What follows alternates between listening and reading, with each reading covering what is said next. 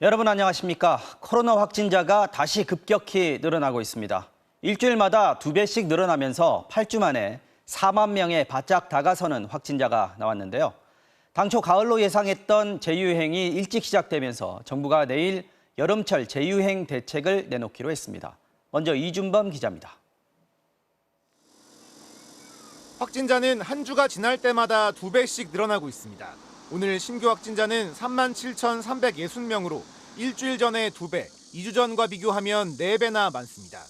지난주 평균 확진자도 전주보다 2배 늘어 5주 만에 다시 10,000명대로 올라왔습니다. 지난달 초 0.74까지 떨어졌던 감염 재생산 지수는 1.4까지 뛰었습니다. 그동안 신중한 입장을 보이던 방역 당국도 주간 위험도를 한 단계 올리면서 재유행이 시작됐음을 인정했습니다. 증가 기울기가 가파르게 나타나고 있습니다. 확진자의 발생 증가가 지속될 것으로 예상해서 8주 만에 주간 위험도를 중간 단계로 평가하였습니다. 확진자가 가장 많이 나온 연령대는 전체 21%를 차지한 20대, 30대는 15.9%로 3명 중 1명이 20, 30대 젊은 층이었습니다. 여름 휴가와 여름 축제 등 외부 활동이 늘어난 영향으로 풀이됩니다. 고위험군인 60세 이상 확진자 비중은 12.7%로 아직까지 적은 상황. 하지만 병상이 차는 속도는 심상치 않습니다. 중환자 병상 가동률은 아직 10% 미만이지만 중증으로 악화될 가능성이 높은 환자들이 있는 준중환자 병상은 16.9%로 일주일 만에 가동률이 2배 뛰었습니다. 특히 상대적으로 병상 수가 적은 비수도권은 27.4%까지 올랐습니다. 어제 감염병 위기대응 자문위원회를 열어 재유행 대책을 논의한 정부는 내일 오전 방역과 의료체계 대응 방안을 발표합니다. 국민의 불편함은 최소화하면서 코로나19 유행 상황에서도 편하게 진단받고 제대로 치료받을 수 있는 사회적 거리두기는 하지 않되 격리 의무는 유지하고 고위험군 집중관리에 초점을 맞추도록 대책이 수립될 것으로 알려졌습니다. MBC 뉴스 이준범입니다. 이런 확산세를 주도하는 건 BA.5라는 변이입니다. 면역 회피의 달인이라는 별명이 붙을 정도로 감염력이 강한 것으로 알려졌는데요. 이미 해외 국가들에선 우세종이 됐는데 우리도 최근 여행객 증가로 해외 유입 사례가 늘고 있습니다. 여기에 괴물 변종이라는 BA.2.75라는 변이도 또 다른 복병으로 떠오르고 있습니다. 정혜인 기자입니다. 오늘 오후 인천국제공항. 여름 휴가철을 맞아 들고 나는 사람들이 부쩍 늘었습니다. 해외에서 감염돼 입국하는 사례 역시 증가했습니다. 외국 갔을 때 더 걱정이 되기도 하고 마스크를 챙기긴 했는데 또 외국에서 많이 안 쓰다 보니까. 해외 입국자 열의 7이 걸린 건 BA.5. 일주 전보다 약 1.4배로 늘었습니다. BA.5가 우세종이 되는 건 시간 문제로 보입니다. 유행 자체의 규모보다는 치명률과 중증화율을 줄여줘서 국민들이 안심하고 이 코로나를 바라볼 수 있게 하는 것. BA.5의 가장 큰 특징은 강한 전염력. 오미크론에 걸린 1명이 9.5명, BA.2 감염자가 13.3명까지 바이러스를 옮길 수 있었다면 BA.5는 18.6명까지 옮기는 것으로 알려졌습니다. 이렇게 빨리 많은 사람을 감염시키는 건 면역 회피성이 강하기 때문입니다. BA.5가 이미 코로나에 걸렸거나 백신을 맞은 사람들도 쉽게 감염시킬 수 있고 항체 치료제에 대한 내성도 기존 변이들보다 16배까지 강하다는 연구 결과도 나왔습니다. 전파 능력의 증가가 그렇게까지 크지 않다라고 하더라도 면역 회피를 절반 정도 해버리면 상대적인 전파 능력은 2배가 되는 것이거든요. 이 때문에 재감염이 늘어날 가능성도 높다고 방역당국은 보고 있습니다. 인도 등 10개국에서 발견된 BA.2.75도 복병으로 떠올랐습니다. 이제껏 보지 못한 변이란 뜻에서 켄타우루스로도 불리는데 BA.5에도 없는 돌연 변이가 3개나 더 있어 면역 회피력이 더 강한 것으로 알려졌습니다. 전문가들은 기존 백신이 새 변이들을 막을 수는 없어도 중증화율을 낮추는 건 분명하다며 백신 접종의 중요성을 강조했습니다. MBC 뉴스 정혜인입니다. 국내뿐 아니라 여러 나라에서도 다시 코로나 확진자 숫자가 빠르게 늘어나면서 코로나 재확산은 국제적으로도 이미 기정사실화됐습니다. 미국에선 실제 환자 수가 공식 집계보다 7배 이상 많다는 연구 결과도 나왔습니다. 정영훈 기자가 전해드립니다. 카지노 철문이 닫히고 영업 중단 공지가 내걸립니다. 마카오 정부가 세금 수입의 80%를 벌어들이는 카지노를 폐쇄하는 극약 처방을 내렸습니다. 지난달까지 100명을 밑돌던 마카오의 누적 확진자 수가 한 달 새 1,500명, 15배가량 폭증했기 때문입니다. 학교와 공공시설, 유흥업소가 차례로 문을 닫았고 외출 자제령까지 내려졌습니다. 都會盡量做核酸嘅時候順便買食物翻去啊，咁就盡量都少出街㗎啦，買完就走咯。 바로 옆 중국 본토는 재봉쇄의 위기감이 고개를 들고 있습니다. 이달 초 시안에서 처음 확인된 변이 바이러스 BA.5는 이후 베이징과 텐진, 상하이 등 중국 전역으로 확산될 조짐입니다. 일본 역시 하루 확진자가 4만 명 안팎으로 치솟으면서 언론은 7번째 코로나 파동이 시작됐다는 기사를 내놓고 있습니다. 유럽은 최근 1일 확진자 수가 40만 명까지 치솟아 한 달 전보다 3배나 급증했습니다. 프랑스와 스페인에선 실내 공공장소와 대중교통에서 다시 마스크를 착용하도록 했고 유럽연합 보건당국은 백신 4차 접종 대상을 기존 80살에서 60살 이상으로 확대했습니다. 이 같은 급속한 코로나 재확산을 보여주는 수치는 단지 빙산의 일각일 뿐이란 분석도 나왔습니다. 현재 미국의 코로나 확진자는 공식적으로 10만 7천 명. 그러나 한 대학 연구팀은 실제 확진자는 공식 통계보다 7배 많은 70만 명에 달할 거란 분석을 내놨습니다. 증상이 있어도 검사를 받지 않는 사람들이 많고 자가검사 결과가 공식 통계에 반영되지 않고 있다는 겁니다. On the honor system, if you test positive, you don't show up, and so that's not showing up in the data. So there's certainly more out there. 코로나 재유행의 진원지로 지목된 이유는 공식 성명을 통해 유럽 전역에 새롭고 거대한 코로나19 물결이 다시 시작됐음을 의미한다고 밝혔습니다. MBC 뉴스 정영훈입니다. 코로나19 확산으로 잠정 중단하겠다고 했던 윤석열 대통령의 출근길 약식회견이 오늘 하루 만에 다시 시작됐습니다. 대통령과 기자들이 멀찌감치 떨어진 상태에서 질문과 대답이 오갔습니다. 먼저 신수아 기자가 전해드립니다. 오늘 아침 용산 대통령실.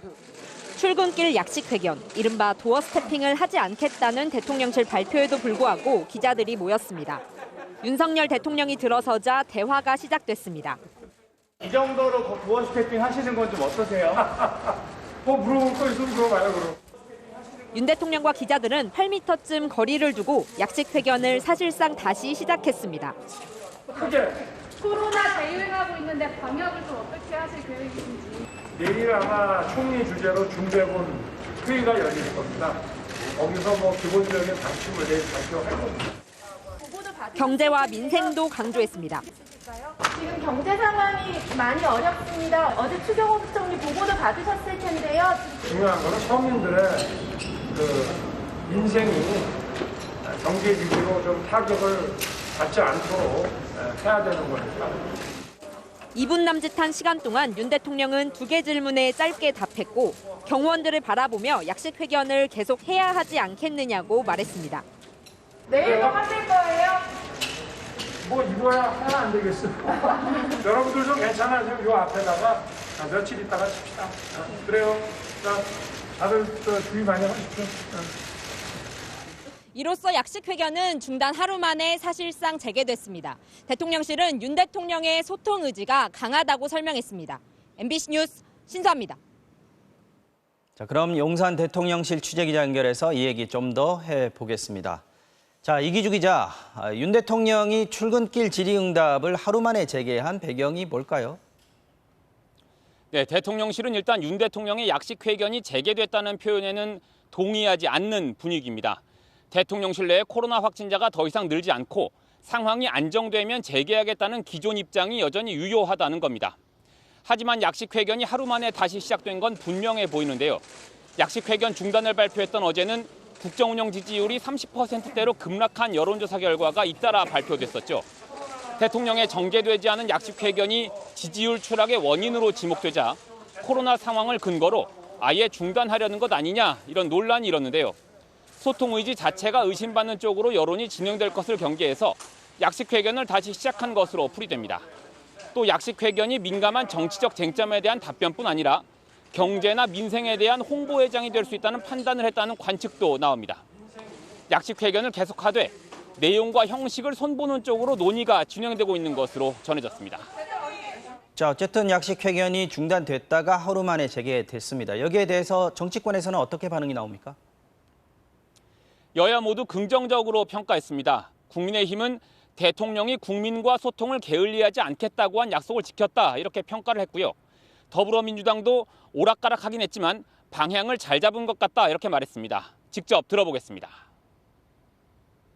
리스크가 있고 부담이 있다 하더라도 이것을 지속하는 것이 맞다라고 하면서 참모들의 건의를 일축했다라는 말씀을 하셨거든요. 도 스태핑이 됐든 어떤 방식이 됐든 국민과의 소통은 계속해서 하리라고. 오락가락 안 하시면 혼란이 좀 덜 할 텐데 이렇게 한다고 그랬다 저렇게 한다고 그랬다니까 조금 혼란스러운 것 같은데 어쨌든 언론과의 소통을 계속 강화해 나가면서 좀 정제된 언어를 쓰겠다는 방향은 잘 잡으신 것 같습니다.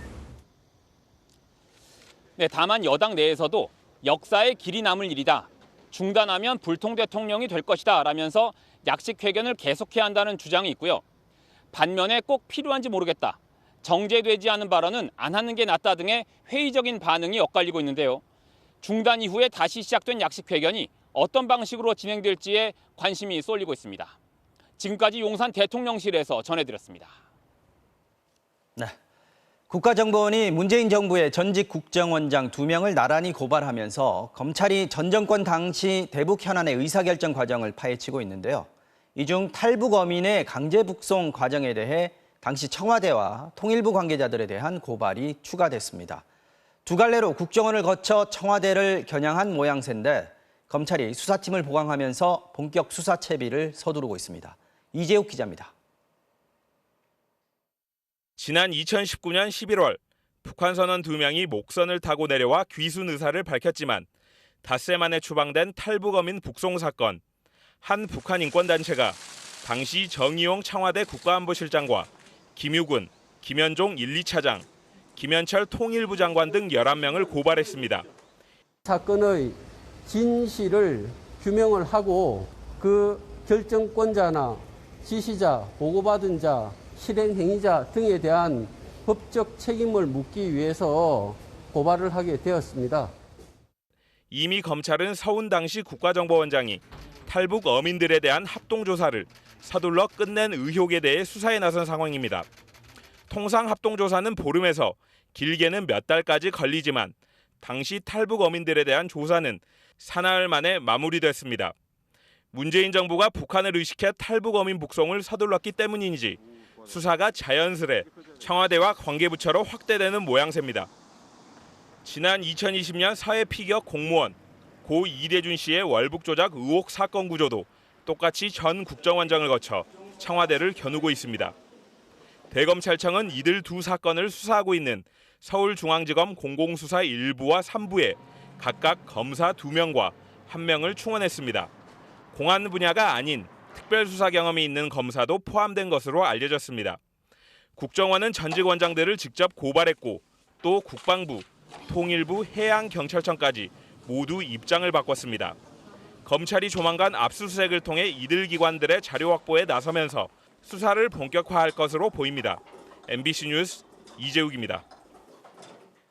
3년 만에 정부 입장이 180도 바뀐 탈북어민 북송 사건의 핵심은 이들이 정말 귀순을 하려고 했는가, 또 살인을 저지른 이들을 국내에서 처벌할 수 있었느냐인데요. 일단 당시 정부는 귀순이 아니라 살해 후 도피 목적이 있다고 봤습니다. 엄진 기자가 정부의 조사 결과를 토대로 이번 사건의 쟁점을 다시 짚어봤습니다. 2019년 11월 7일 북송이 결정된 탈북 어민 2명이 북에 인계됐습니다. 그중 1명은 군사분계선을 넘지 않으려 버티는 듯한 모습을 보이기도 했습니다. 통일부가 3년 만에야 공개한 사진입니다. 하지만 3년 전 정부 합동조사 결과에 따르면 어민 2명의 원래 목적지는 남쪽이 아니었습니다. 선장과 다른 선원들을 살해한 뒤 죽더라도 조국, 북한에서 죽겠다며 김책항으로 돌아갔지만 일행이 체포되자 다시 배를 타고 먼 바다로 이동했습니다. 북한 경비정의 추격을 피해 동해 북방 한계선 부근까지 내려온 이들은 우리 군이 경고 사격을 하면서 통제하려 했지만 도주했고 결국 특수부대가 배에 들어간 뒤에야 제압됐습니다. 이후 합동조사에서 처음 귀순 의사를 밝혔습니다. 귀순에 대한 진술과 행동에 일관성이 없다는 점에서 이들의 귀순 의사에 진정성이 없다고 판단하였습니다. 오징어잡이 선원이었던 이들은 선장에게 불만을 품고 선장을 먼저 살해했습니다. 이어 다른 선원들도 2명씩 흉기로 살해하고 시신을 버리기를 반복해 16명을 살해했다고 시인했습니다. 당시 야당도 이들의 범행이 심각하다고 봤습니다. 진짜.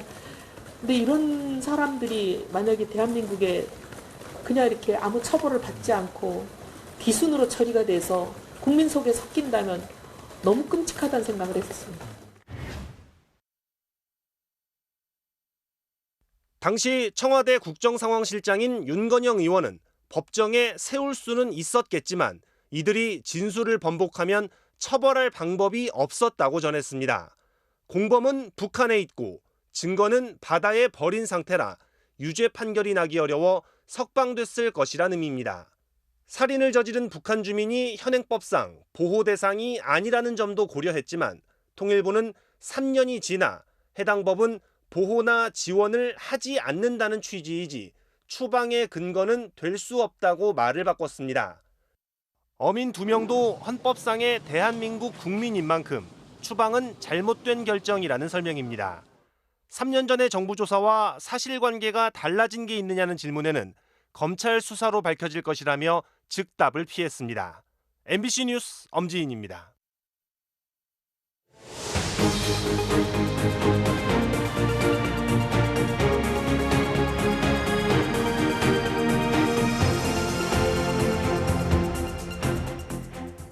선거 유세 중 총격으로 사망한 아베 신조 전 일본 총리의 장례식이 오늘 도쿄의 한 사찰에서 가족장으로 치러졌습니다. 일본 기시다 총리를 비롯한 정재계 인사들의 조문 행렬이 이어졌습니다. 도쿄에서 현영준 특파원이 취재했습니다. 오늘 오후 1시 도쿄 시내의 불교 사찰 조조지 앞입니다. 진입이 통제된 내부에서 장례식이 진행됩니다. 사찰 입구는 몰려든 취재진과 일본 국민들로 발 디딜 틈조차 없습니다. 절 내부는 헌화를 하려는 조문객들이 몰려 수백 미터 긴 줄이 생겼고 경찰관 수백 명이 몰려든 인파를 정리하느라 분주합니다.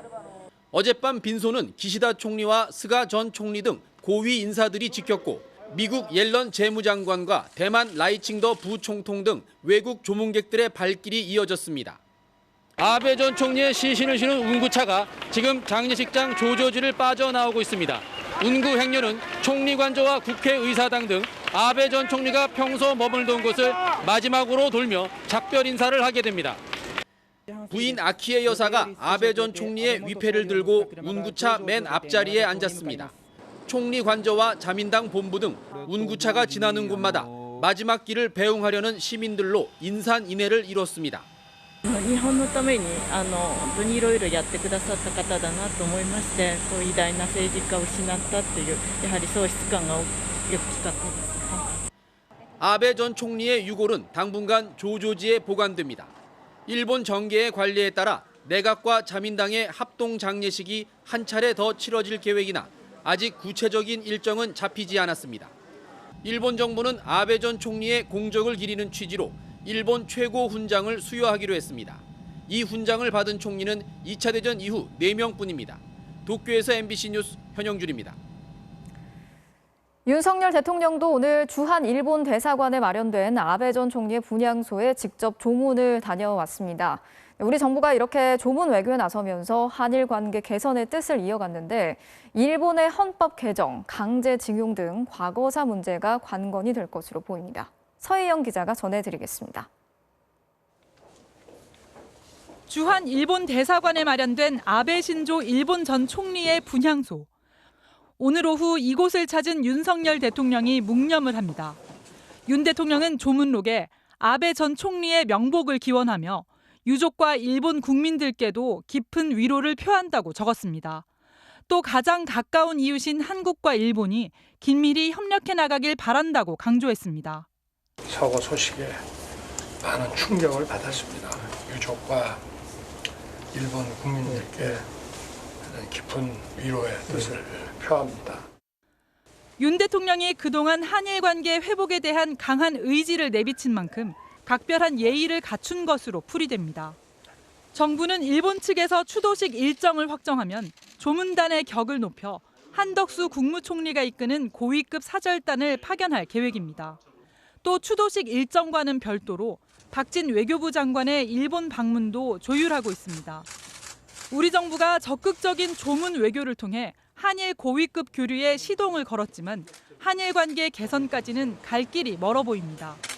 참의원 선거에서 자민당이 아베에 대한 동정론을 등에 업고 압승한 만큼 헌법 개정에 속도를 낼 것으로 보이는데 자위대에 헌법 명기를 내세운 개헌이 한일 관계에 악재로 작용할 수 있습니다. 개정이 된다 그런다고 한다면 상징적으로 일본이 이른바 군대를 갖는 나라가 된다라고 하는 거기 되기 때문에 우리나라 포함해서 주변 국가들이 긴장하는 것은 당연할 거고.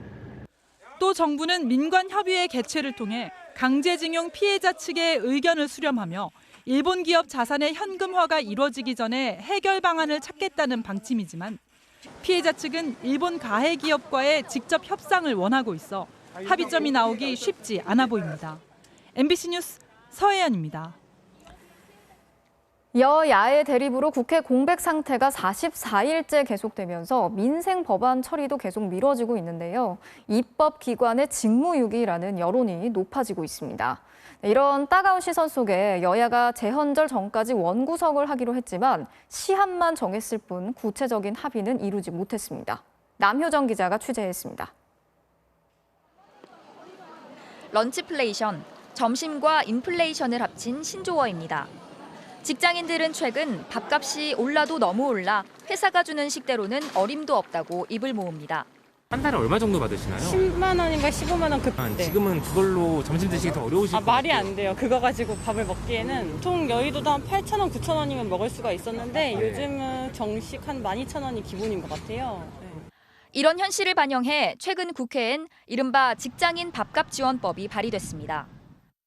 월 급여에 포함된 식대의 비과세 한도를 10만 원에서 20만 원으로 늘려 어림잡아 월 2만 원 안팎의 소득세라도 덜 내도록 해주자는 겁니다. 여야 간 공감대도 이렇지만 국회 공전에 막혀 더 이상의 진척은 없습니다.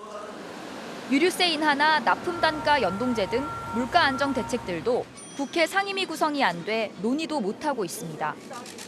입법기관의 직무유기라는 여론이 높아지고 있지만 여야는 내탓 공방을 이어갔습니다.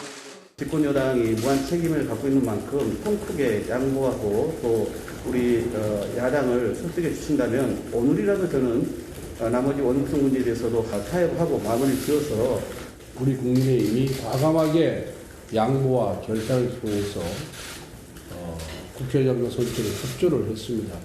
말로만 민생 걱정한다 하지 말고 우선 상임위 구성부터 합시다. 국회의장 중재로 만난 자리에서도 고성까지 주고받으며 대립했습니다. 민주당이 상임위 배분 등의 합의가 안 되면 인사청문특위와 민생특위라도 구성하자고 압박하자 국민의힘은 또 입법 독주냐며 상임위를 구성해 다루면 될 일이라고 맞서고 있습니다. 결국 여야는 재헌절인 17일 전까지 원구성 협상을 마치자고는 합의했지만 그 안에 이견을 좁힐 수 있을지는 미지수입니다. MBC 뉴스 남효정입니다. 이준석 대표에 대한 중징계 이후 당대표 직무대행을 맡게 된 국민의힘 권성동 원내대표가 이틀 전에 윤석열 대통령을 만나서 당의 수습 방안을 논의한 것으로 확인이 됐습니다. 이른바 윤심을 놓고 여러 가지 해석이 나오고 있는데 차기 지도부 체제에 대해서 친윤석열계 내부에서도 입장 차이가 엿보이고 있습니다. 김민찬 기자가 취재했습니다. 어제 의원총회를 통해 당대표 직무대행 체제를 추임받은 권성동 원내대표. 그런데 하루 전인 지난 10일 권 원내대표가 윤석열 대통령을 만난 것으로 확인됐습니다. 이 자리에서 권 원내대표는 조기 전당대회가 아닌 6개월간 직무대행 체제로 가는 방안을 윤 대통령에게 보고한 걸로 알려졌습니다. 권 원내대표는 만남에 대해선 말을 아끼며 대통령과 수시로 소통하고 있다고만 말했습니다. 그 대통령과 좀 어떤 사전 교감 같은 거 있으셨는지. 대통령과는 뭐 수시로 소통을 하고 있습니다. 예. 그리고 여러 가지 의견도 나누고 있고요. 이를 두고 당 수습 과정에서 윤 대통령이 권 원내대표에게 힘을 실어준 것 아니냐는 해석이 나왔습니다. 하지만 한 친윤계 핵심 의원은 MBC와의 통화에서 대통령이 의원들 뜻을 수렴해서 하는 게 옳지 않겠냐 정도의 말씀을 하셨을 것 같다며 확대 해석을 경계했습니다. 윤핵관 내부에서도 차기 지도부 체제를 놓고 미묘한 기류 차이가 감지되고 있는 겁니다. 특히 윤핵관의 핵심인 권성동, 장제원 두 사람 사이의 이견이 또다시 노출됐다는 분석도 나옵니다. 앞서 권 원내대표가 장 의원이 만들려 했던 민들레 모임에 대해 반대 의사를 밝혔던 데 이어 이번엔 조기 전당대회를 통해 빠른 당권 교체를 원했던 장 의원의 바람과 달리 6개월 직무대행 체제를 관철시켰다는 겁니다. 이런 가운데 안철수 의원이 입당 이후 처음 연 토론회에는 친윤계 의원들을 비롯해 40여 명의 현역 의원이 참석해 성황을 이뤘습니다. 권성동 원내대표의 6개월 직무대행 체제가 시작됐지만 이준석 대표에 대한 경찰 수사 결과에 따라 차기 지도부를 어떻게 구성할지를 놓고 다시 한번 출렁일 걸로 보입니다. 이를 노린 차기 당권 주자들의 물밑 경쟁이 벌써부터 본격화되는 모양새입니다. MBC 뉴스 김민찬입니다. 오늘부터는 우회전을 하려는 운전자들 신호와 상관없이 사람이 보이기만 해도 일단 차량을 멈춰야 하죠. 경찰이 법 시행 첫날인 오늘 안내 활동에 나섰는데 곳곳에서 위반 차량들이 적발됐습니다. 유서영 기자가 현장에 다녀왔습니다. 오늘 낮 서울 송파구의 한 교차로.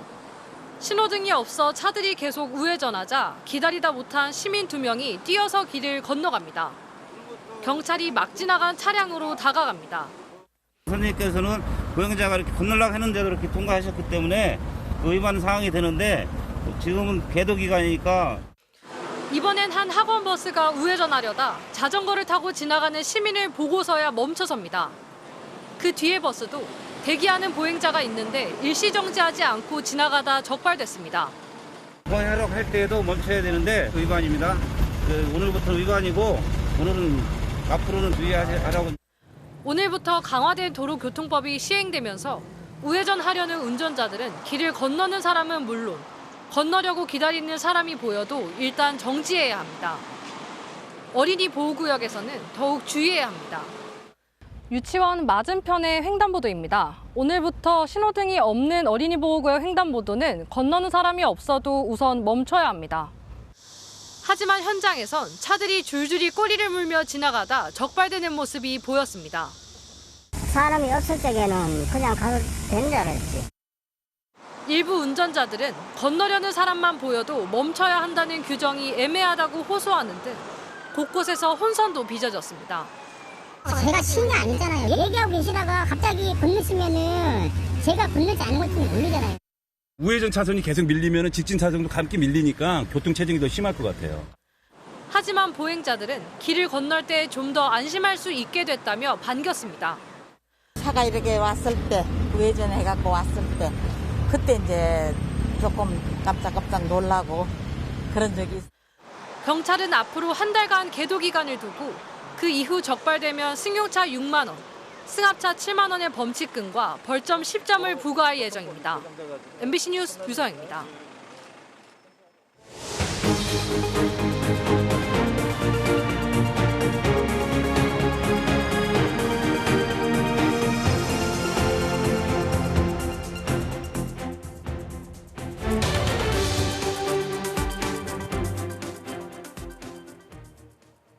집중 취재. 오늘은 눈에 띄는 변화를 보이고 있는 부동산 시장 찬찬히 들여다보겠습니다. 임대차 3법 때문에 7, 8월 전세 대란이 올 거다. 올 봄만 해도 일부 신문들이 이런 기사들을 많이 쏟아냈습니다. 하지만 지금 전세 시장은 대란은커녕 전세 매물이 쌓이고 전세값이 뚝뚝 떨어지고 있습니다. 먼저 홍신영 기자의 보도 보시겠습니다. 경기도 파주 운정신도시의 새 아파트 단지. 입주가 시작된 지 한 달 반이나 됐지만 한 집 건너 한 집은 그냥 비어 있습니다. 전체 1262세대 가운데 434세대가 전월세 매물로 나와 있습니다. 3분의 1입니다.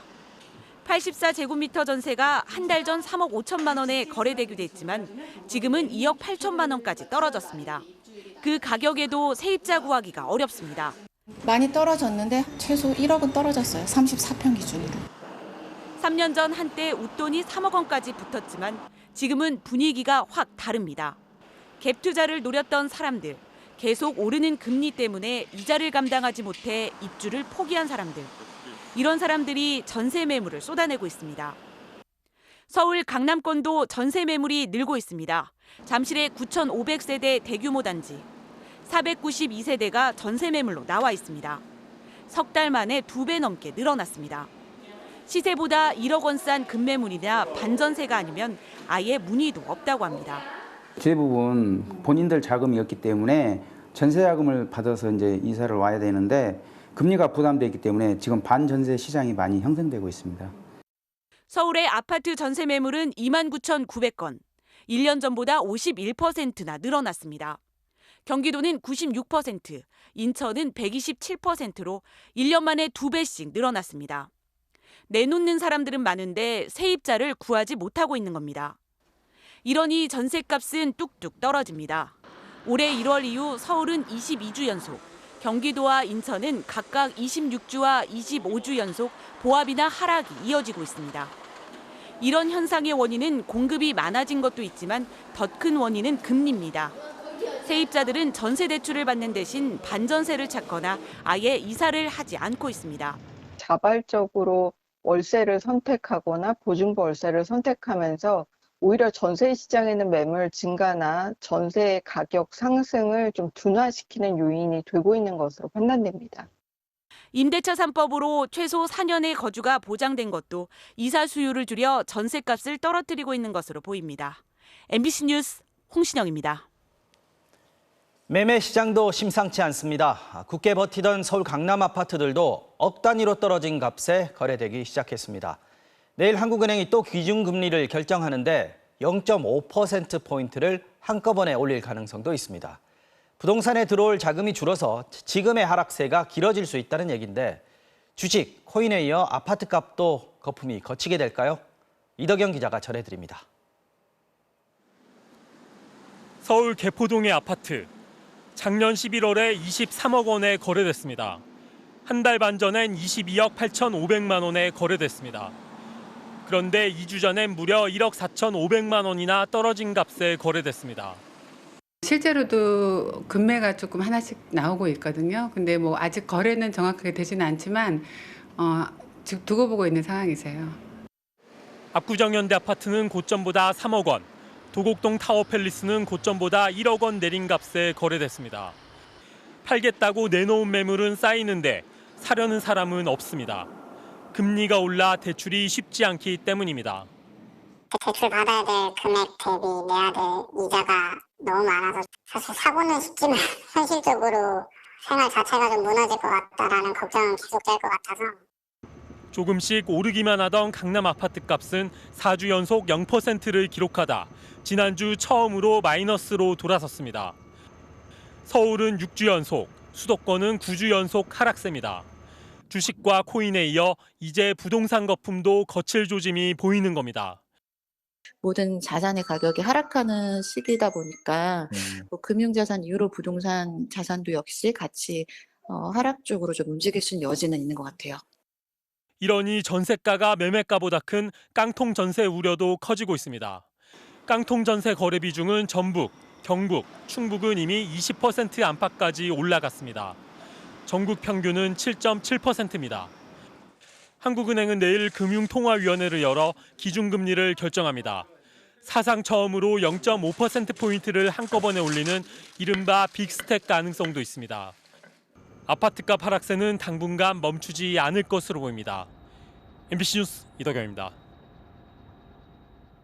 제임스 웹 우주망원경이 보내온 은하단 사진입니다. 중앙에 밝은 별 주변으로 은하가 길게 늘어진 것처럼 보이는데요. 거대한 중력 때문에 더 멀리 있는 은하의 모습이 휘어진 것처럼 보이는 중력 렌즈 현상을 볼 수 있습니다. 또 최소 100억 년 전 은하들이 빨간색으로 보이는데 미국 항공우주국 나사는 130억 년 전 우주 초기의 빛이 관측됐다고 밝혔습니다. 나사는 이 사진을 포함해 우주의 비밀을 알려줄 5장의 사진을 우리 시각으로 오늘 밤 11시 반 공개할 예정입니다. 인류가 매년 만들어내는 플라스틱을 20톤짜리 대형 트럭에 실어 줄을 세우면 지구를 4바퀴 감고도 남는다고 합니다. 땅에도 바다에도 썩지 않는 플라스틱이 이렇게 쌓여가고 있습니다. 소비자들이 덜 쓰고 재활용하는 것만으로 충분할까요? 자연에서 썩는 새로운 플라스틱을 생산하는 현장을 현인아 기자가 취재했습니다. 경기도 수원에 자리한 국내 한 대기업의 연구소. 국수나 실을 뽑듯 투명한 물질이 계속 만들어집니다. 플라스틱입니다. 그러나 보통 플라스틱이 아니라 썩는 플라스틱입니다. 이 플라스틱이 실제로 썩는지 실험해봤습니다. 서해 대부도 바닷물에 넣은 지 11주 뒤 썩는 플라스틱은 57%가 분해돼 너덜너덜해졌습니다. 이 플라스틱은 미생물인 대장균을 이용해 만들었습니다. 플라스틱을 만드는 대장균의 전자현미경 사진입니다. 대장균의 몸속에 플라스틱이 가득 들었습니다. 어떤 종류의 플라스틱을 생산하고 싶다고 하면 그 플라스틱을 만드는 미생물을 키우면 돼요. 만져보면 기존 플라스틱과 차이를 구별하기 어렵습니다. 빨대와 마스크 필터, 음식 용기도 만들 수 있습니다. 문제는 가격입니다. 썩는 플라스틱은 기존 제품보다 3배 이상 비쌉니다. 그러나 최근 시장에서는 웃돈을 주고도 생분해성 플라스틱을 사겠다는 구매자들이 늘고 있습니다. 이 회사는 올해 5,000톤 생산, 2025년에는 6만 5천 톤까지 생산량을 늘릴 계획이라고 말합니다. 환경에 해를 끼치지 않는 방식으로 쓰자라고 하는 게 전체적인 패러다임의 변화이고요. 지구에서 매년 버려지는 플라스틱은 3억 5천만 톤, 20톤 트럭으로 지구를 4바퀴를 감고도 남을 양입니다. 유엔은 기후변화 협약에 이어 플라스틱 생산과 소비를 제한하는 플라스틱 협약을 서두르고 있습니다. 어느 날 갑자기 예를 들면 전 세계가 모두 합의를 해가지고 우리 이제 더 이상 화석 원료는 쓰지를 말자 아예. 이렇게 되면 어떡할 거예요? 그러면 연료도 없고 플라스틱도 없고. 온실가스 저감 기술과 더불어 친환경 플라스틱은 선택이 아니라 필수인 시대에 대비해야 합니다. MBC 뉴스 현인아입니다. 경기도의 한 대형 종합병원에서 피부를 꿰매는 봉합 수술을 간호조무사가 해온 사실이 드러났습니다. 의료법상 수술은 반드시 의사가 해야 합니다. MBC가 수술 영상을 입수해서 봤더니 수술실에 의사는 없었고 간호사는 간호조무사를 보조하고 있었습니다. 경찰이 수사에 착수했습니다. 김상훈 기자가 단독 취재했습니다. 지난 4월 경기도 수원의 한 종합병원 수술실. 수술대에 누운 환자 앞에 한 남성이 실이 달린 바늘과 집게를 들고 앉아 있습니다. 이 병원의 간호조무사입니다. 그런데 환자 발목에 피부 사이로 바늘을 넣고 실을 잡아당기며 직접 수술을 합니다. 수술 봉합이죠.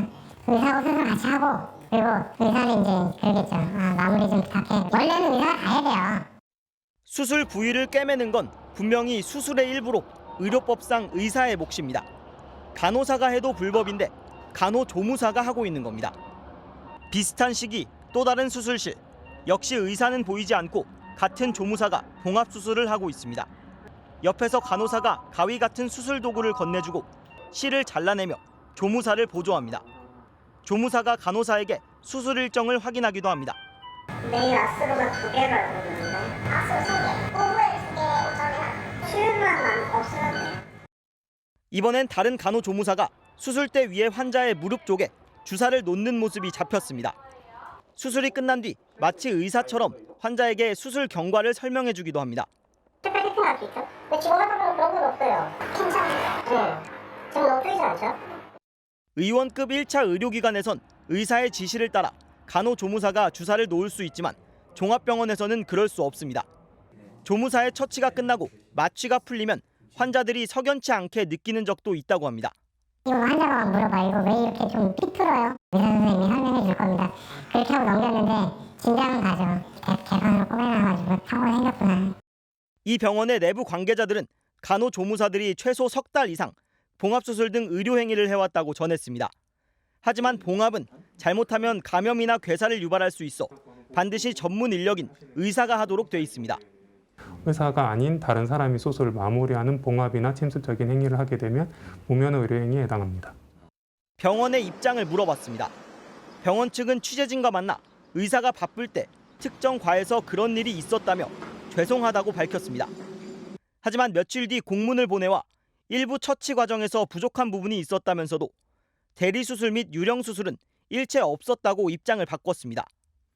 수사에 착수한 경찰은 해당 병원 조무사들의 불법 의료행위 영상을 모두 확보했고 조만간 병원 관계자들을 불러 의료법 위반 여부 등을 조사할 계획입니다. MBC 뉴스 김상훈입니다. 골프장 맨홀 안에서 작업을 하던 50대 노동자가 산소 부족으로 질식해서 숨지는 일이 있었습니다. 일을 시작한 지 한 달밖에 안 된 상태였는데 안전 장비도 없이 들어갔다가 변을 당했는데요. 대체 무슨 일이 있었던 건지 희생자가 남긴 사진들을 입수해서 살펴봤습니다. 구나영 기자의 보도 보시겠습니다. 경기도 양주의 회원제 골프장. 지난달 26일 이 골프장 맨홀 지하 5m 바닥에서 작업하던 50대 남성 김모 씨가 갑자기 쓰러졌습니다. 산소가 부족해 질식한 것으로 추정됐습니다. 산소 농도가 10에서 16%로 이렇게 측정이 됐어요. 원래는 특정 농도가 21% 정도인데. 담당 의사는 입원 초기 작성한 소견서에서 김 씨가 평소 지병이나 약물 치료 없이 건강히 지내왔으며 이번 사고로 저산소성 뇌손상을 입었다고 진단했습니다. 2주간 치료에도 김 씨는 결국 숨졌습니다. 사고 당시 김 씨는 골프장 연못에 공급하는 지하수의 양을 확인하던 중이었는데 지하 5m 깊이까지 내려간 건 이날이 처음이었습니다. 그런데 공기호흡기 등의 규정된 안전장비를 전혀 착용하지 않았습니다. 저희도 그게 좀 의문이긴 했어요. 왜 아무 장비도 없이 들어갔는지에 대해서는. 내려가기 전에 무슨 일이 있었던 걸까? 사고 당일 김 씨가 휴대전화로 촬영한 맨홀 내부의 유량계 사진을 입수했습니다. 오전 8시 31분, 김 씨는 지상에서 맨홀 아래쪽으로 배율을 최대한 확대해 유량계를 촬영했습니다. 하지만 지하수 공급량을 나타내는 수치가 잘 보이지 않았습니다. 그로부터 50분이 지난 9시 21분, 이번엔 수치가 선명하게 찍혔습니다. 맨홀 안에 들어간 김 씨가 쓰러지기 직전 촬영한 사진입니다. 사진이 잘 안 나온다. 어떻게 해야 되냐 했더니 내려가시면서 찍으시라고 또 말씀하셨대요. 본인들은 뭐 한쪽 칸만 내려갈 줄 알았지 이렇게 완전히 내려갈 줄은 몰랐다라고. 하지만 골프장 시설 관리 회사 측은 김 씨가 스스로 맨홀 안으로 들어갔다며 지시는 없었다고 강조했습니다. 그러나 유족들은 지시가 있었을 것으로 의심되는 건 물론 최소한의 교육과 안전장비 구비조차 없었던 게 문제라고 말합니다. 맨홀에 대해서 그냥 아무런 장치 없이 내려갔을 때 위험할 거라는 그런 지식 자체가 아예 없으셨어요. 저희 아빠가 아니더라도 언젠간 누군가한테는 일어났을 수도 있는 일이잖아요. 김 씨는 골프장에서 일을 시작한 지 겨우 한 달이 지난 상태로 두 딸의 결혼식을 앞두고 있었습니다. 고용노동부는 중대재해처벌법 위반 여부를 조사하고 있습니다. MBC 뉴스 구나연입니다. 한 중학교 교직원 관사에서 여성 교사의 욕실을 불법 촬영하던 남성이 붙잡혔는데요. 경찰이 창문에서 찾아낸 지문으로 범인을 추적했더니 같은 학교에 다니는 동료 교사였습니다. 박종호 기자가 단독 취재했습니다. 전남의 한 중학교 교직원 관사입니다. 지난달 20일 새벽 0시 20분쯤 관사 욕실에서 샤워를 하던 여성 교사는 끔찍한 일을 겪었습니다. 누군가 복도 쪽에서 환기용 유리창을 열고 휴대전화로 자신을 촬영하고 있었던 겁니다. 이 선생님이 이제 관사에 와서 여기서 이제 사무실에서 이제 샤워를 하는 도중에 이렇게 창문을 통해서 이렇게 촬영을. 늦은 밤인데다 관사 출입문이 비밀번호로 잠겨 있어 용의자는 학교 관계자로 좁혀졌습니다. 경찰이 창문틀과 창문에서 찾아낸 지문을 학교 관계자들과 대조한 결과 범인은 피해자와 같은 학교 동료인 30대 남성 교사로 밝혀졌습니다. 이 교사는 같은 관사에서 여성 교사의 바로 윗집에 살고 있었습니다. 이 남성 교사는 범행 사실이 드러난 지난달 20일 오후부터 휴가를 쓰고 출근하지 않다가 경찰이 학교 측에 수사 개시를 통보한 지난달 29일 직위 해제됐습니다. 담당 과목 수업은 교감이 대신하고 있습니다. 분리 조치가 되고 있는 중에 그동안 연가를 쓰고 있었어요. 직위 해제하는 게 이제 징계 절차 중에 시작입니다. 경찰은 입건된 남성 교사의 휴대전화를 압수해 추가 범행 여부도 조사하고 있습니다. MBC 뉴스 박종호입니다. 오래된 김치 냉장고에서 시작된 화재가 계속 잇따르고 있습니다. 뚜껑형 구조로 된 구형 위니아 딤체 김치 냉장고인데요. 이 무상 부품 교체 조치가 이뤄지고 있지만 아직까지도 10만 대 넘게 그대로 사용되고 있다고 합니다. 위니아 딤체 쓰시는 분들 지금 전해드리는 보도 보시고 혹시 해당 제품은 아닌지 꼭 확인해 보시는 게 좋겠습니다. 김민영 기자가 전해드리겠습니다. 아파트 창문 밖으로 검은 연기가 피어오르고 소방관들이 물줄기를 뿌립니다. 오늘 오전 9시 반쯤 경기도 군포시의 한 아파트 3층에서 불이 나 주민 등 50여 명이 긴급 대피했습니다. 자고 있었는데 연기가 막 올라온 거예요. 우리 집에서 불난 건가 싶어가지고 그냥 핸드폰만 갖고 그냥 뛰쳐나왔거든요, 바로. 저희 집 연기 차서 내케하고 지금 목이 너무 아파갖고 병원 갔다가. 불이 시작된 곳은 주방 안쪽에 놓여있던 김치 냉장고로 추정됐습니다. 그런데 어제도 서울 마포구 아파트와 경기도 남양주의 아파트 관리사무소에서 나흘 전에는 경기도 안산의 아파트에서도 김치 냉장고에서 시작된 것으로 추정되는 화재가 발생했습니다. 모두 리콜 대상인 2005년 9월 이전 생산된 위니아 딤체 뚜껑형 모델로 확인됐거나 추정되고 있는 제품이었습니다. 해당 제품의 전기 부품 주변에 먼지 같은 이물질이 쌓이고 그곳으로 전류가 흐르면서 불꽃을 일으켜 불이 나는 것으로 알려졌습니다. 최근 5년간 소비자원에 접수된 김치 냉장고 화재 296건 가운데 80%가량이 위니아 딤체 제품으로 대부분 10년 이상 노후된 것이었습니다. 리콜 대상 제품은 278만 대, 위니아 측은 이 가운데 51%인 143만 대가 리콜이 완료됐다고 설명했습니다. 폐기된 것을 제외하면 지금도 10만 대가 넘는 제품이 리콜되지 않은 채 가정집이나 상점 등에서 사용되고 있는 것으로 추정됩니다. 하지만 판매된 지 17년 이상 지나 지금은 구매자 목록을 확인하기도 쉽지 않은 상황. 위니아 측은 판매 이력이 조회되는 고객들에게 연락해 무상 부품 교체와 보상 판매를 적극적으로 안내하고 있고 광고로도 알리고 있다며 해당 제품 소비자들의 리콜을 당부했습니다. MBC 뉴스 김민영입니다. 요즘 물가 상승으로 식자재 가격이 크게 오르면서 식당을 운영하는 자영업자들의 고민도 깊어지고 있습니다. 음식 가격을 올리자니 손님이 줄어들 것 같고 그렇다고 가격을 그대로 두면 원가를 맞출 수가 없기 때문인데요. 그래서 반찬의 가짓수나 양을 줄이는 등 고육지책을 마련하고 있습니다. 오상영 기자가 현장에 다녀왔습니다. 서울의 식당가. 이달 들어 5가지였던 기본 반찬을 서너 가지로 줄였습니다. 또 다른 식당은 기존 반찬 그릇을 좀 더 작은 크기로 바꿨습니다. 섭섭하죠. 근데 뭐 어쩌겠어요. 그분들도 장사를 하셔야 되고. 최근 식재료 가격이 급등하면서 기본 반찬의 가짓수와 양을 줄이는 식당이 늘고 있습니다. 서비스로 제공하던 반찬 가격이 본 식사 가격에 육박하는 지경에 이르렀다는 겁니다. 실제로 겉절이 반찬에 쓰이는 적상추는 불과 2주 전 2만 9천여 원이었던 도매 가격이 이번 주 7만 원대로 급등했고 오이는 2만 7천 원대에서 4만 원대로 뛰었습니다. 이처럼 가격은 그대로 두면서 제품의 크기나 수량을 줄이는 이른바 슈링크플레이션이 최근 외식업계의 주요 현상으로 나타나고 있습니다. 일종의 간접 가격 인상인 셈인데 생활 물가가 오르는 상황에서 손님들의 주머니 사정도 고려해야 하는 외식업계의 고민이 반영된 겁니다. 식재료 값이 많이 올라서 메뉴 가격도 올려야 되지만 이제 고객 입장에서는 좀 부담이 크니까 이러지도 못하고 저러지도 못하고 곤란한 상황이에요.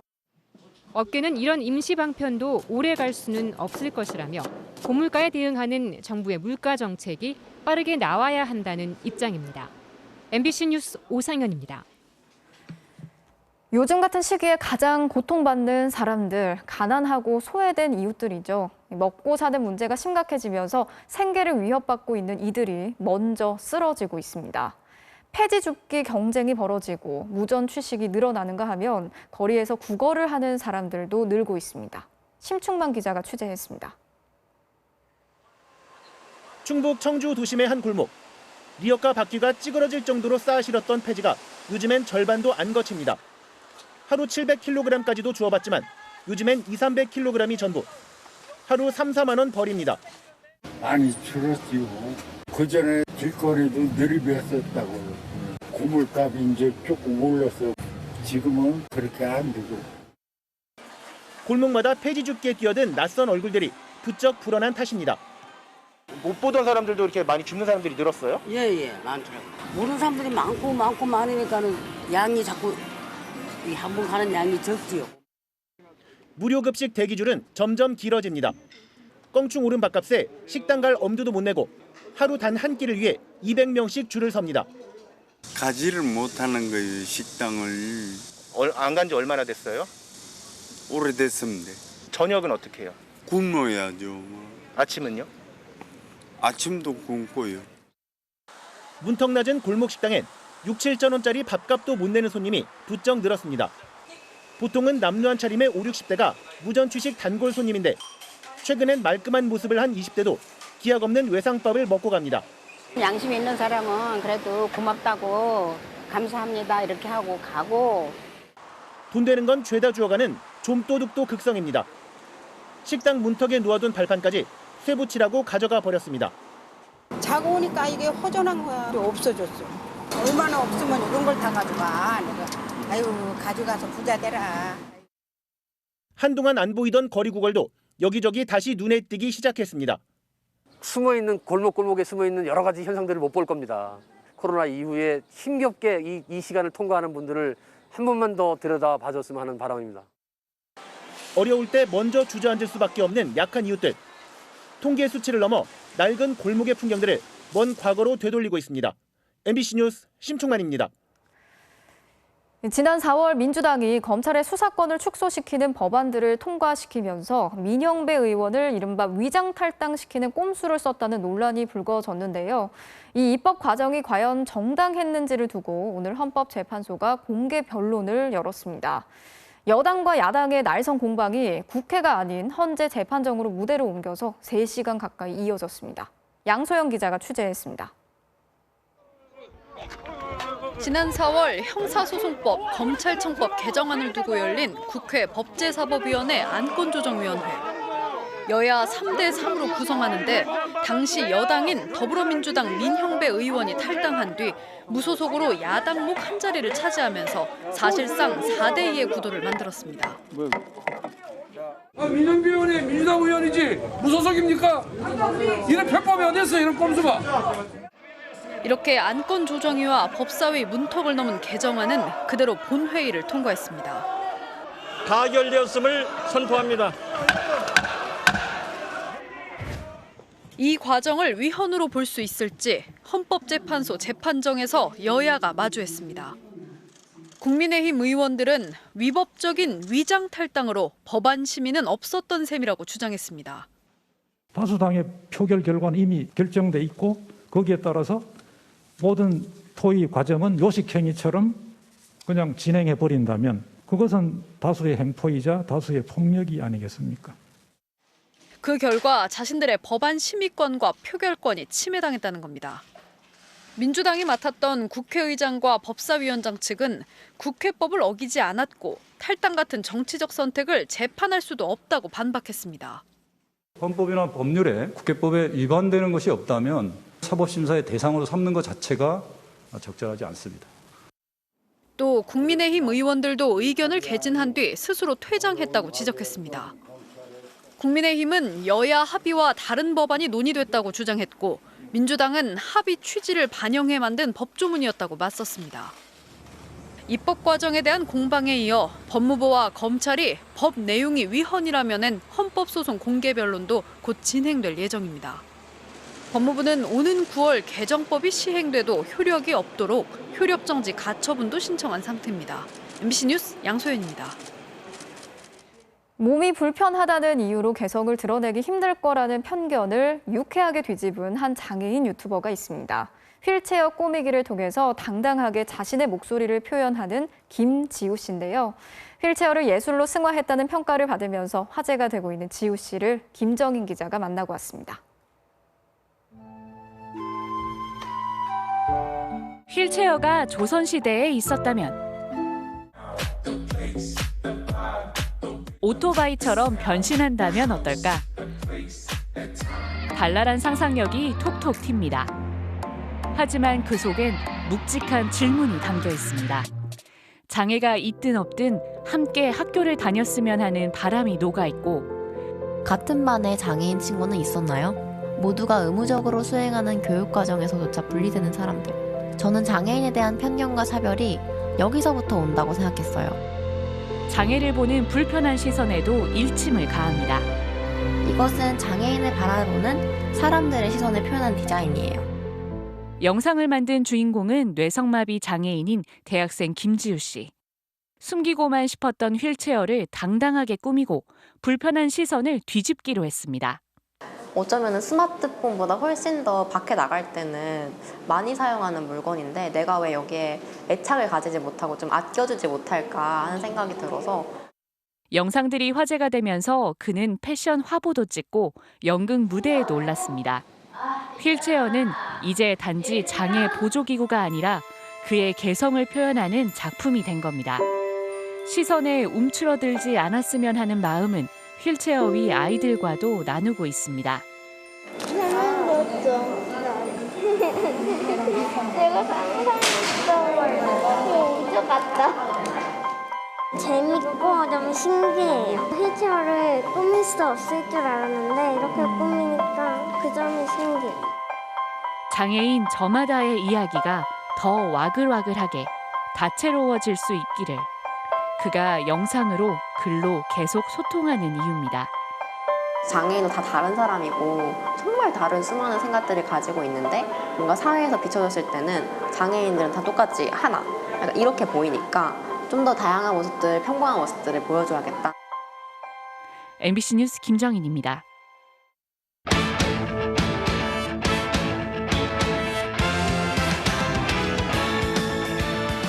화요일 밤 스포츠 뉴스입니다.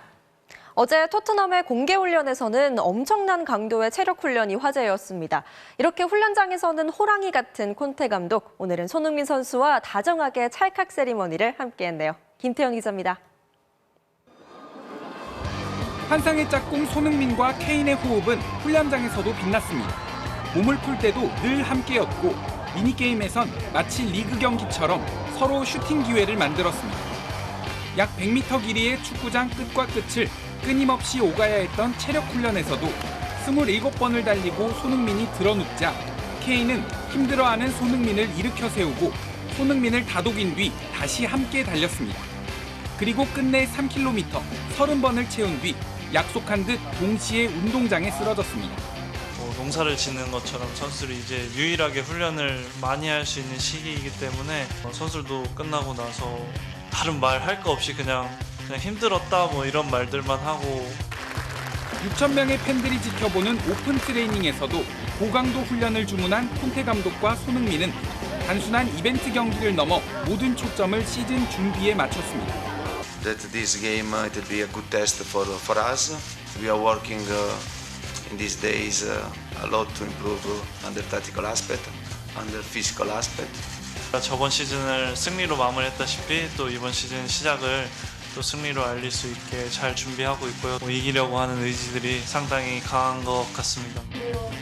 손흥민의 찰칵 세리머니까지 함께한 콘테 감독은 이젠 식상할 법한 손흥민의 월드 클래스 논쟁에 대해서도 확실한 마침표를 찍었습니다. 손흥민 선수가 월드 클래스급이냐 아니냐에 대해서 인터넷으로 이제 의견이 분분한 부분이 있습니다. Many people underrated him. I think Sonny can play in every team in the world. 손흥민과 동갑내기 절친인 김진수도 흥미진진한 맞대결을 다짐했습니다. 혼자 막는 것보다는 이제 주변의 동료들하고 같이 막는 게 가장 좋은 방법이라고 생각을 하고요. 흥민이한테는 골을 안 먹었으면 좋겠습니다. MBC 뉴스 김태현입니다. 동아시안컵 명단에서 제외된 이승우 선수가 월드컵의 꿈을 포기하지 않았다고 밝혔습니다.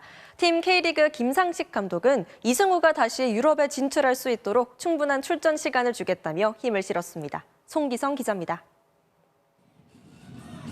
리그 9호 골로 극적인 역전승을 일궈낸 뒤 토트넘과의 친선 경기를 향해 거침없는 소신 발언을 쏟아냈던 이승우. K리그 도중에 갑자기 이러한 경기가 뛴다는 것이 솔직히 조금 일정 부분이 아쉽기도 하고 항상 피해보는 건 선수고 개인적으로 좀 아쉬운 부분이 큰 것 같아요. 하지만 오늘은 팬들에게 멋진 경기를 약속했습니다.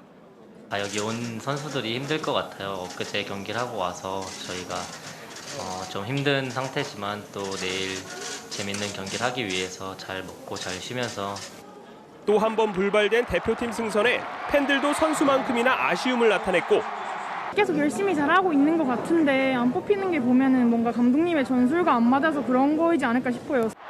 이승우 역시 계속 도전하겠다고 밝혔습니다. 아무도 포기한 사람은 없을 것 같아요. 저 또한 마찬가지고요. 뭐가 더 부족한지 뭘 더 해야 할지 좀 더 봐야 할 것 같아요. 팀 K리그의 김상식 감독은 이승우에게 충분한 출전 시간을 약속했습니다. 이승우 선수가 골을 넣고 콘테 감독님의 앞에서 춤 세레머니를 보여주시면 고맙겠습니다. 이승우 선수 다시 좀 유럽에 보낼 수 있도록 많은 출전 시간을 부여해서 내일 승부에 대해 이승우는 3대2 승리를, 김상식 감독은 2대0 승리를 예상했습니다. MBC 뉴스 송기성입니다. 지난달 FC 서울의 중학생 팬을 폭행해 무리를 빚었던 수원 팬에게 K리그 전체 경기장 영구 입장 금지라는 중징계가 내려졌습니다. 지난달 19일 서울과 수원의 슈퍼매치를 앞두고 수원 월드컵 경기장 밖에서 수원 팬이 서울의 중학생 팬을 폭행했던 일이 있었죠. 경찰이 수사에 들어간 이 사건에 대해 당시 수원 구단은 가해자에게 2년간 홈경기 출입 금지를 결정했는데 프로축구연맹은 오늘 K리그 모든 경기장에 영구 출입 금지 조치를 내린다고 밝혔습니다. 또 경찰 수사로 당시 폭행을 방조하거나 피해자를 위협하는 행동이 확인되는 사람도 경기장 출입을 금지하기로 했습니다. 연맹은 수원 구단에 출입 금지 당사자 본인에게 동의서를 제출받도록 지시했는데요. K리그에서 선수가 아닌 팬이 출입 금지 조치를 받는 건 이례적이지만 처음 있는 일은 아닙니다. 지난 2012년 3월 인천과 대전의 경기가 끝난 직후 인천 마스코트를 폭행한 대전 팬 2명도 무기한 출입금지 조치를 받았고 2017년에는 전남 구단 직원을 때린 인천의 팬들에게 역시 경기장 출입금지가 내려지기도 했습니다. 응원하는 구단을 향한 애정이 아무리 크더라도 폭행은 절대 안 되겠죠. 같은 편인지 상대편인지 알 수 없는 플레이, 다 들어간 골을 걷어내버린 황당한 이야기로 톱플레이 출발합니다. 캐나다 프로축구입니다. 왼쪽에서 치고 들어가다가 패스 건네주고 슛! 들어가나요? 이게 무슨 일인가요? 동료가 공을 걷어냈어요. 골이 인정 안 된 것 같은데요. 가만히 놔두면 들어가는 공인데 저걸 왜 차버렸을까요? 골대 안으로 차려다가 실수를 한 것 같은데 동료들은 어이가 없다는 표정입니다. 그런데 이 역대급 골 뺏기의 주인공 자신의 SNS에 사과문을 올렸는데 실수는 누구나 하는 삶의 일부라면서 쿨하게 넘기네요. 다행히 후반 막판에 골이 터졌기에 망정이지 무승부 또는 패했다면 어떻게 됐을까요? 다음은 메이저리그입니다. 쳤는데요. 이걸 잡았어요. 필립스의 놀라운 다이빙 캐치. 우측으로 살짝 이동해 있었는데 전력 질주해서 기어코 잡아냅니다. 투수는 밥 한번 사야겠어요. 마지막은 클리블랜드로 가보시죠. 파울 지역으로 날아가는 공, 3명이 달려오는데 과연 누가 잡을까요? 정답은 우익수였습니다. 자칫 부상을 당할 뻔했는데 다행이네요.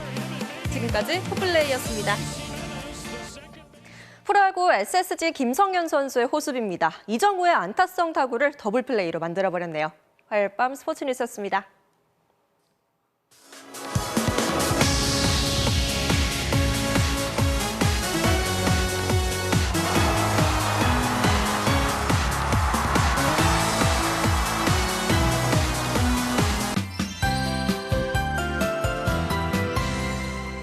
안 그래도 지루한 장마철에 비 예보라도 빗나가면 피로감 느끼는 분들 적지 않으시죠?